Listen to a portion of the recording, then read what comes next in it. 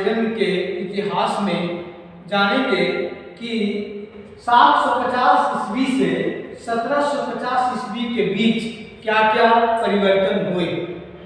कहने का मतलब कि उसके सामाजिक, उसके आर्थिक क्या स्थिति में परिवर्तन आया, इसके बारे में हम लोग आज समझेंगे इस अध्याय में। सबसे पहले देखते हैं कि उस समय जब प्राचीन समय था, उसके बाद मध्य युग आया, तो उसमें एक प्रश्न उठता है गंगा जमुना संस्कृति के बारे में। ये गंगा जमुना संस्कृति है क्या, इसको समझेंगे।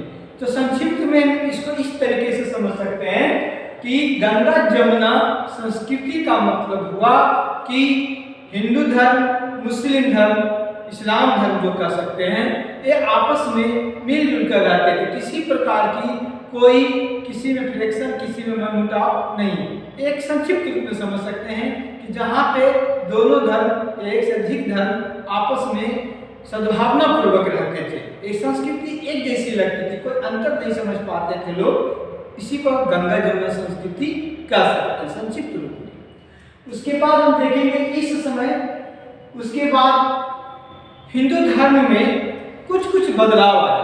किस तरीके के बदलाव आया? तो उसमें कुछ संप्रदाय आए, जैसे शैव संप्रदाय, वैष्णव संप्रदाय। शैव को मानने वाले, वैष्णव मीन्स विष्णु को मानने वाले, विष्णु को मानने वाले में जैसे मध्य युग में ये संप्रदाय घटी। शिव विष्णु, जो शैव पुराण थे वो शिव को मानते थे, जो वैष्णव थे वो विष्णु को मानते थे।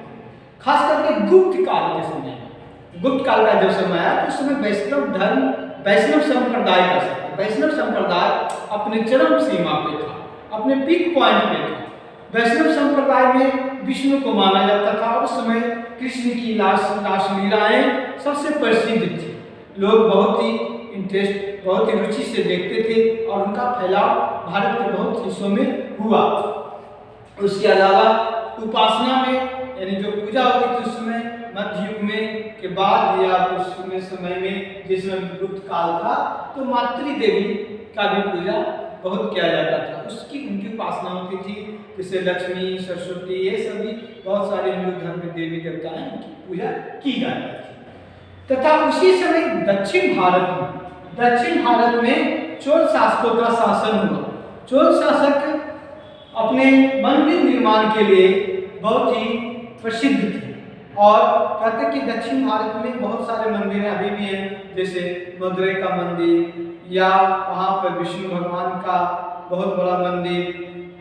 इस तरह से दक्षिण भारत मंदिरों का एक शहर भी कहा जाता है और उनका आर्थिक स्थिति मंदिरों के उसमें निर्भर रहता था, बहुत कमाई मंदिरों में होती थी। और उसी समय बदलाव के तौर पे बहुत सारे पंथी लोग जैसे कबीर, रैदास, नानक, ये सभी अपने अपने पंथ को बढ़ावा दिया। इस तरीके से हम देख सकते हैं कि उस काल से पहले प्राचीन काल से जब मध्य काल में आने लगे तो ये सभी परिवर्तन हमारे भारत में हुआ। उसमें मुख्य रूप से बहुत सारे समाज में परिवर्तन हुआ, उसकी आर्थिक स्थिति में परिवर्तन हुआ। लोग प्राचीन काल में पहले जंगलों में रहते थे, ये करते थे, धीरे धीरे खेती करना सीखे, तो धीरे धीरे परिवर्तन होने गया। जब वहाँ पर ब्राह्मणों का वैल्यू बढ़ने लगा तो मंदिर बनने लगे, उसके मंदिर से उसकी आर्थिक स्थिति में बदलाव आया और आर्थिक स्थिति में बदलाव के कारण लोगों में सामाजिक परिवर्तन भी देखने को मिलने लगा। जैसे कह सकते हैं कि कुछ लोग अपने जाति बड़ा पंचायत बनाने का निर्माण शुरू कर दिए, कुछ लोग जंगल को काट करके खेती योग्य भूमि बनाने लगे। ये सब से क्या हुआ? उसकी आर्थिक परिवर्तन हुआ। जातीय पंचायत जब शुरू हुई तो उससे उसकी सामाजिक परिवर्तन हुआ। वहीं क्षेत्रीय बाजार का चलन बढ़ा। क्षेत्रीय बाजार कह सकते हैं, जैसे अभी उदाहरण लें समाज स्तर पे कि कुछ हाट लगते हैं, मंगल हाट या शुक्रवार का हाट कोई खास स्थान पे लगता है, उसी खास स्थान पे लगने वाले बाजार को क्षेत्रीय बाजार कहा जाता है। और इस तरह से हम देखें कि आर्थिक परिवर्तन में क्या हो, उसमें क्षेत्रीय बाजार का उत्पन्न मैंने कह सकते हैं कि क्षेत्रीय बाजार नए अपने स्वरूप में आया और बहुत सारे खेतों योग्य भूमि बनाई गई जंगलों के काट करके। ये सब क्या होता है? ये सब उसके आर्थिक परिवर्तन के सूचक थे। और जातीय पंचायत या जाति का बढ़ावा देना, ये सब जाति सूचक शब्द थे, जिससे कि हम समझ सकते हैं कि जाति और आर्थिक दोनों में बदलाव। उस समय के लिए हम लोग ऐतिहासिक स्रोत को देखते हैं। क्या है ऐतिहासिक स्रोत? ऐतिहासिक स्रोतों से हमको बहुत चीज पता चलता। जैसे ऐतिहासिक स्रोतों में हम लोग लेते हैं क्या, पांडुलिपि। पांडुलिपि एक क्या है, ऐतिहासिक स्रोत है, जिसे हम अपने इतिहास के बारे में जानते हैं। अभिलेख, अभिलेख भी ऐतिहासिक स्रोत को जानते हैं।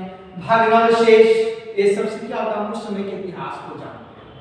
अब देखिए पांडुलिपि किसे कहते हैं, संक्षिप्त में समझ सकते हैं। पांडुलिपि जो स्वयं किसी के द्वारा लिखी गई, जिसकी मूल लिपि रहती है, जो मूल प्रति होती है, उसमें छापखाने नहीं थे, उस समय प्रेस नहीं था, उसमें छपाई नहीं थी, तो पांडुलिपि में जो लोग लिखते थे, मूल जो का लेख होता था वो एक पीस रहता था, वही पांडुलिपि कहलाता था।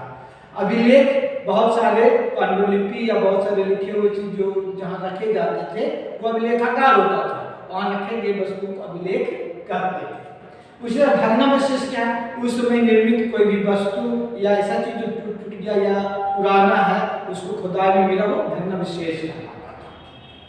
इस तरह से हम लोग देखते थे उस समय का आर्थिक सामाजिक परिवर्तन भी हुआ और आर्थिक स्रोत भी देखे कि क्या आर्थिक स्रोत था उस समय का।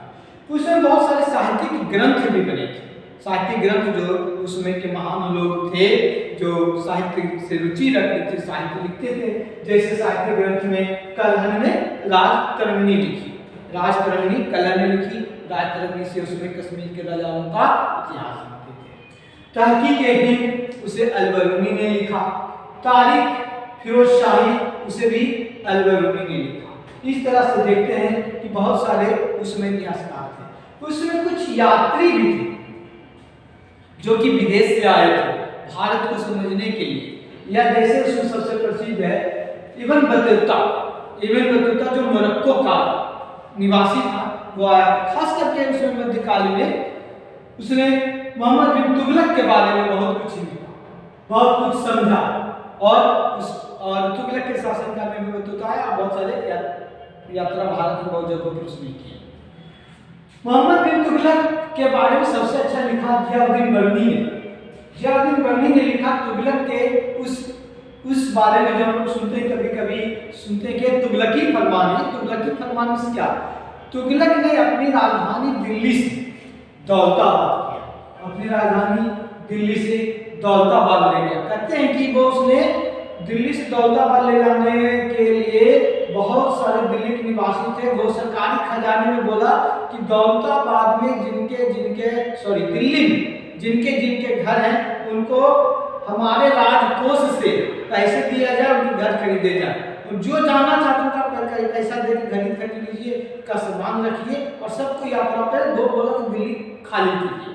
और सभी बहुत सारे लोग दिल्ली खाली करके जाने लगे।